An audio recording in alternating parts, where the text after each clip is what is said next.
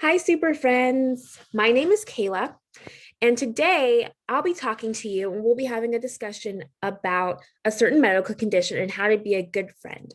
But first, before we begin our discussion, I want the adult or parent in your life to head on over to YouTube and search the video called Narcolepsy Explained for Kids. And I will share my screen to show you what that would look like.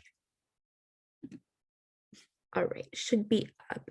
So again, narcolepsy simply explained for kids. So watch this short video. You can pause me talking right now once you watch the video, and then you can return back and we'll get our talk started. Stop sharing. All right. So we can start our talk. So to begin our talk, I'm going to ask you a series of questions to see what you learned from the video you just watched. So I hope you were paying attention. So first, what is narcolepsy? This big word called narcolepsy. Any ideas? Yep, so it is a brain disorder that makes nighttime sleeping very, very difficult for some people. Great, awesome. So tell me, what are the main symptoms of narcolepsy? What do you remember?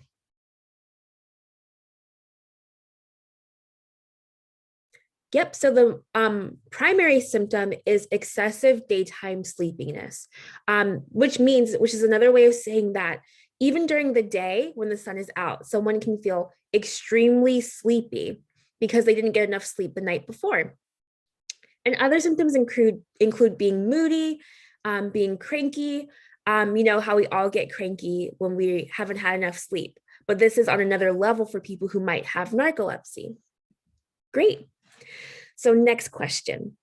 What things did Ted in the video do to help him not fall asleep during the day? You guys remember? Shout it out. Yep. So he clapped his hands to help wake him up. And he also drank some drinks, some liquids, and ate some food. And he also yells sometimes to help wake him up. Good job, guys. So next question. What is the best thing to do that Ted can do for his narcolepsy? We know that he claps, he shakes up his body a little bit to help wake him up. But what is the best thing he can do?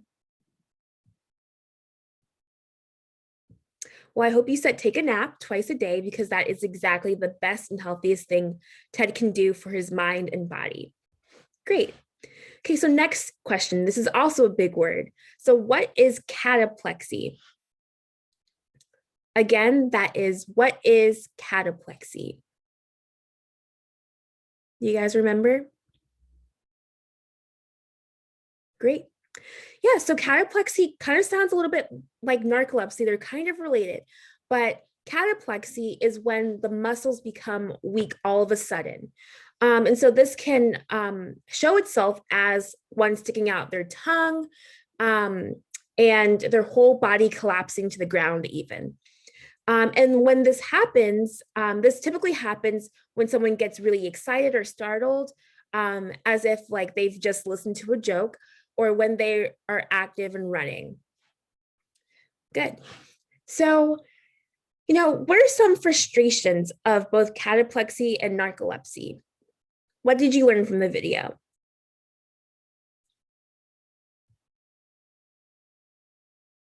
Yeah. So it can be very frustrating at times when you're trying to remain active during the day, but you have this condition that sort of overwhelms you with tiredness and sleepiness, and it distracts you from normal functioning. So it can be very frustrating, and as you can imagine, someone with this condition can feel irritable, can feel moody, and can feel so impatient with their condition with themselves. So now that we've talked about narcolepsy and cataplexy, these conditions and all that comes with them and all of the frustrations with these conditions, what do you do when you have a friend that suffers from narcolepsy or cataplexy? I want to hear your ideas.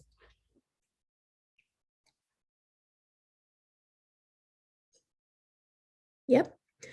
So, the most important thing is to, of course, treat them with kindness. People who suffer from these conditions, they need our patience and our utmost kindness because it can be very frustrating for themselves. And so they just need a friend there to help them understand their condition, to be patient with them.